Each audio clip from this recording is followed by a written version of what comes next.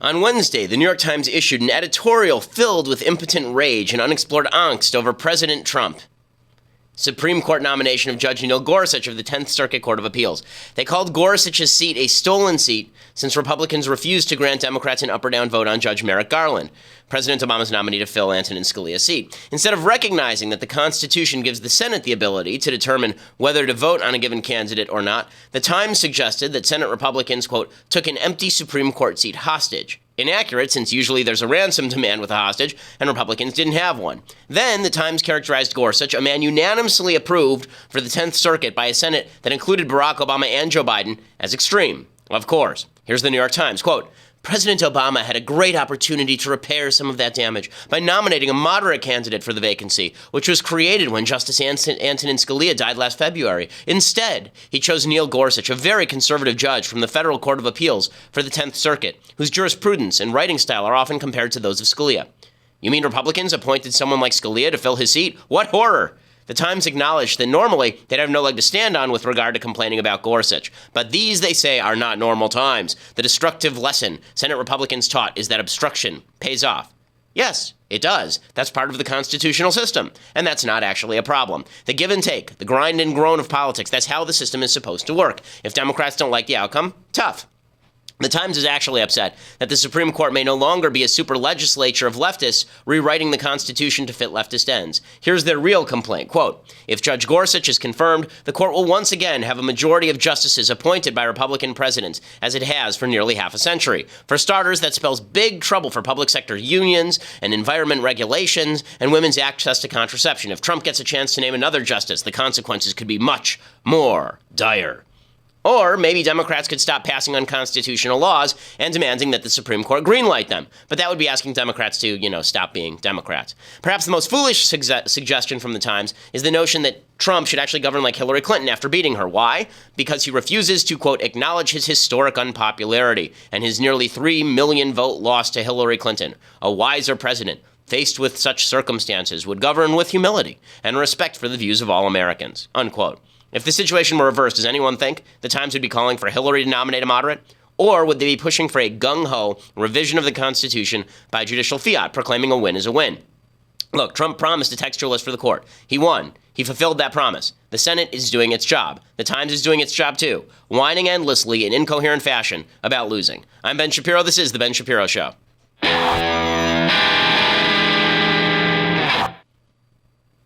Yes, what you're seeing is reality. That's right. See, a bet is a bet. And when I make bets with cultural correspondent Michael Knowles about whether Donald Trump is actually going to appoint a conservative to the court, and then I lose, I fulfill my end of the bet. Now, all I ask is that if I end up being right when Trump does bad things, then other people recognize that's true. But I'm honest. I was wrong. I was totally wrong about this. I said there was zero chance that Trump would nominate a textualist to the court because he didn't really care about the court, and also because Mitch McConnell was not going to invoke the nuclear option. We'll see about McConnell, but I have never been happier to be wrong. Donald Trump's pick of Neil Gorsuch is an excellent, excellent pick. Good for Donald Trump for proving me wrong. I hope he continues to do so. We'll get to all that in a second. First, we have to say thank you to our sponsors today over at Blue Apron. So, if you're somebody who is interested in cooking your own meals, but you don't know what recipes to use and you don't want to go shopping for the ingredients, that really is the most time-consuming part, going to the market and trying to find all the fresh ingredients, trying to figure out what the recipe actually says. Blue Apron solves all of that for you. So they have a new recipe every single day, and they actually send you the ingredients packaged for your house. They send you 3 free meals free right now with free shipping. If you go to blueapron.com right now /Shapiro, blueapron.com /Shapiro. It's less than $10 per person per meal. All of the meals are cooked in less than 40 minutes. And it's flexible. You can redo recipes you like. You can discard recipes that you don't. Every one of them comes with a step-by-step, easy-to-follow recipe card, and every ingredient is fresh. A lot of my friends are using Blue Apron. They all say that it's fantastic. They say the food that comes out is great, and it all tastes fresh. And you can also tailor the recipes to your own liking because they send you the recipe, but it's your kitchen, so you can do what you want. Blue Apron is a better way to cook. Again, it saves you the trouble of the shopping and the figuring out of the recipes, and everything is super fresh. And right now, blueapron.com /Shapiro, blueapron.com /Shapiro. Use /Shapiro so they know that we sent you. Plus, if you do, you get 3 meals free right now, and their meal list is really terrific. I mean, their upcoming meals, mushroom and chipotle pepper enchilada with lime sour cream. I mean, it's like gourmet stuff, and you can make it in your own kitchen Really first rate, according to everybody I know who uses it, and it's taking over LA. So check it out, blueapron.com/Shapiro. Okay, so the big news of the day, of course, is that Donald Trump fulfills his promise. And as I said, and I will repeat, I got it wrong. And I am very, very happy that I got it wrong. I said right after Trump was elected that I would be more than overjoyed if Trump would prove me wrong on things. And this is something he proved me wrong about. He went out and he picked an actual textualists. And so in honor of Michael Knowles defeating me in a bet, instead of firing him, which I actually do technically have the power to do, I decided to fulfill my end of the bet. Also, I know that he was celebrating a Donald Trump executive order that apparently came down last night. So I'm not going to pay up on all our bets. So he can just forget about that. That's not going to happen. For those who are listening to this later, it's Donald Trump signing an executive order that says I'm going to pay Michael Knowles $800 or $400. That's not happening. Again, he should just be happy that he escaped firing for being correct on this. In any case, we'll start with Judge Gorsuch. So Judge Donald Trump comes out, and yesterday's a whole bunch of hubbub because it comes down to Thomas Hardiman from the 10th Circuit Court of Appeals versus Judge Neil Gorsuch, or Hardiman is from the 7th Circuit, I believe, and Gorsuch is from the 10th Circuit Court of Appeals. And so Hardiman has no record. There's no long-standing kind of judicial philosophy you can attribute to Hardiman, and Hardiman is recommended by Trump's sister. So all of the signs, therefore, point to Hardiman. Instead, he picks Gorsuch. Very, very smart move. Smart move for a number of reasons. Politically, it's very smart because it shores up his base. Trump's had a chaotic first 10 days, to say the least, and this shores up his base. I would not be surprised if in the next couple of weeks, Donald Trump starts to push something like $1 trillion infrastructure package, saying, look, I gave you your judge, now give me my infrastructure package. That would be the smart political move if he wants to triangulate. So just pointing that out now, but you got to be overjoyed if you're a conservative about Judge Gorsuch. Now, I want to get one other thing out of the way here, and that is everybody is already breaking out the chisels for Rushmore for Trump because of all of this. Listen, a great thing is a great thing. I'm wearing the frickin' hat. What do you want from me? Okay, it's terrific. Good things happen, and that's fantastic and good for Trump. Again, for the 9th time already in the first 4 minutes of the program, I was wrong about this. So good for Donald Trump. Now, there's a player on the Colorado Rockies last year. His name was Trevor Story. In the first 3 games, he had home runs. Did he finish with 162 home runs? Okay, this is one of the mistakes people make in evaluating sports. Somebody goes on a hot streak, and the idea is they're never going to miss again. Listen, I'm happy to evaluate Donald Trump in 2 years and determine whether his presidency is a success or a failure. In the first 10 days so far, it's a wild success, obviously. Okay, so we'll determine in 2 years whether it is an overall success or failure. At that point, then you will get an ultimate I was wrong from me if I was wrong. But I'm not going to say that yet because we're 10 days in, for God's sake, okay? Trevor's Story is not Babe Ruth. He finished the season with 27 home runs. He did not finish with 162 home runs. But when a good thing happens, a good thing happens. Okay, so here's Donald. So Donald Trump does, leading up to this, what a lot of people think he is going to do, which is he brings in Hardiman, and then he brings in Gorsuch, and then they think there's going to be an actual rose ceremony. And so the media is all abuzz with this, and then it turns out that Trump actually does something great, not just picking Gorsuch, doing it in a dignified way. So he has the ceremony last night where he hands the rose to Gorsuch, basically, but it's really dignified, it's really low-key, he does it professionally. Here's Donald Trump introducing Judge Gorsuch. When Justice Scalia passed away suddenly last February, I made a promise to the American people. If I were elected president, I would find the very best judge in the country for the Supreme Court. I promised to select someone who respects our laws and is representative of our Constitution and who loves our Constitution, and someone who will interpret them as written. Okay, I don't know who's writing his stuff for him, but it's great. Okay, this is all terrific. And again, do I think that Trump deeply cares about this stuff? No, but I don't care whether he cares about the stuff since all I care about is the result, right? I don't care about what his thinking process is. The result is great, and the result is Judge Gorsuch. So Gorsuch then comes to the stage, and here's what Gorsuch has to say about the Constitution. Standing here in a house of history and acutely aware of my own imperfections, I pledge that if I am confirmed, I will do all my powers permit to be a faithful servant of the Constitution and laws of this great country. Okay, and then he continues along those lines by saying, he talks about Justice Scalia, who he was friends with. He said that he cried when Scalia died. Here's what he said about Justice Scalia. The towering judges that have served in this particular seat of the Supreme Court, including Antonin Scalia and Robert Jackson, are much in my mind at this moment. Justice Scalia was a lion of the law. And he went on to talk about all the things he liked about Justice Scalia. Now, here's what you need to know about Gorsuch. So the reason I'm excited about Gorsuch, and I actually do have a good track record as far as picking Supreme Court judges. I'm the only person that I know who came out against Justice Roberts because I said that Roberts didn't have enough of a record. I like Gorsuch. I think Gorsuch is going to be very much like Alito. He'll actually be to the right of Alito. And the reason I say this is because from what we can tell based on the best available evidence, this is a guy who actually has a coherent judicial philosophy. And his judicial philosophy is that you ought to read the Constitution as it was meant when it was written. That's his philosophy, which is Scalia's philosophy as well. So he's great on a lot of issues. So he ruled that Obamacare could not stamp on the Little Sisters of the Poor, for example. He was on the court that ruled that, the appeals court that ruled that. Here's what he wrote in that case, quote, "All of us face the problem of complicity. All of us must answer for ourselves whether and to what degree we are willing to be involved in the wrongdoing of others.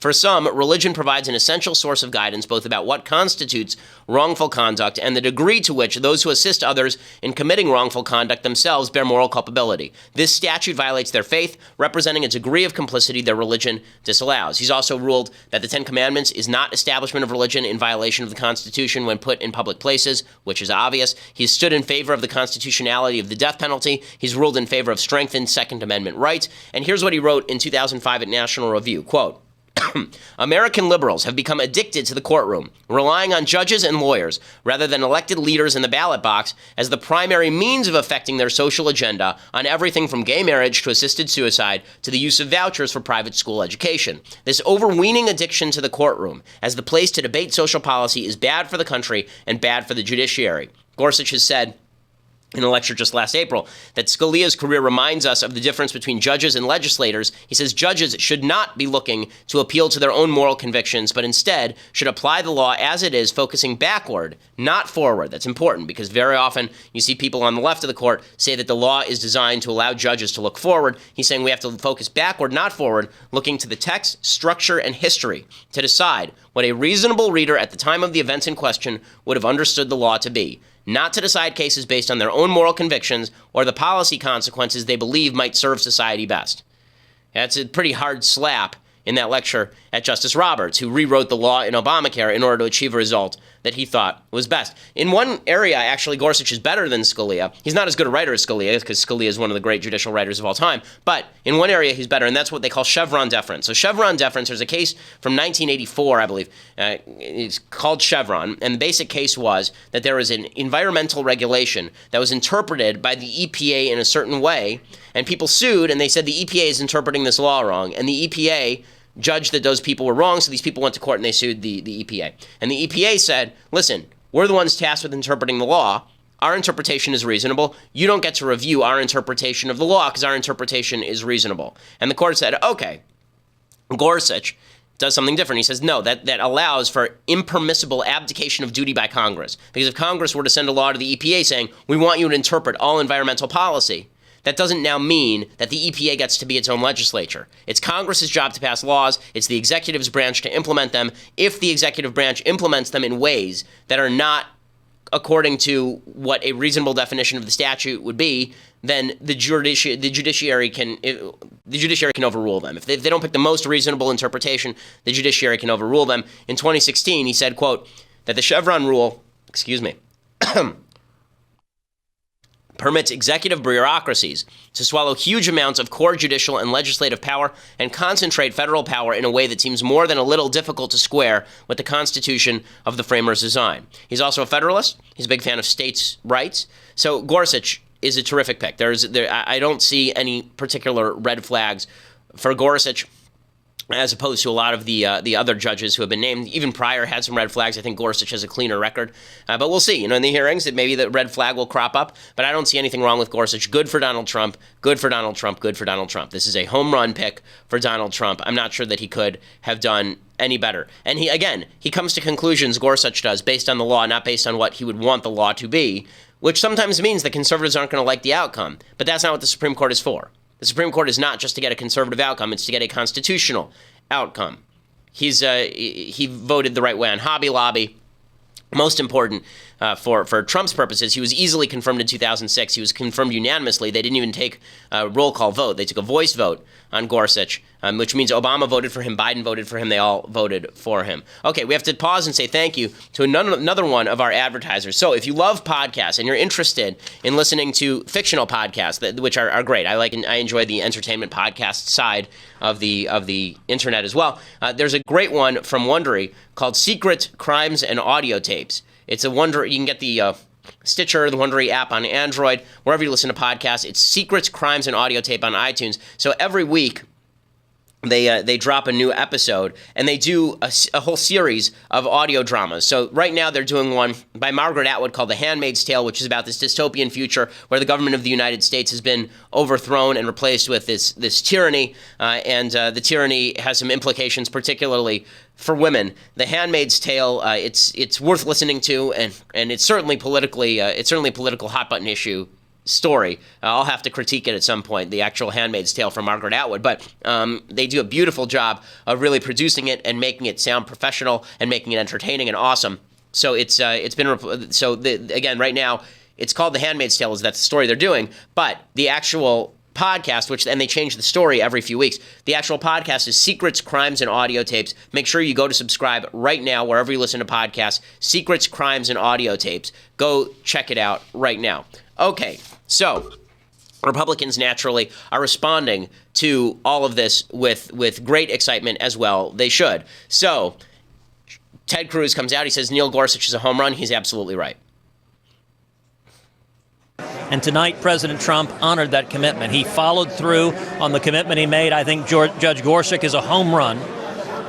He has a decade of proven experience on the Court of Appeals, being faithful to the Constitution, following the law, protecting the Bill of Rights and our fundamental liberties. And I think that record will yield a swift confirmation in the United States Senate. And we'll find out about the swift confirmation. But to talk about what the Democrats are going to do about this, you're going to have to go over to dailywire.com right now and subscribe. And if you want to watch the rest of this episode with me being humiliated by wearing the MAGA hat, then you're going to have to go over and subscribe right now. $8 a month will get you that. Will get you the pleasure of my pain. And you can also get the annual subscription right now. You get a free copy, signed copy of my book, True Allegiance. And you can go over and check it out right now. Or you can listen later at iTunes and SoundCloud and check it out there. We are the largest conservative podcast in the United States.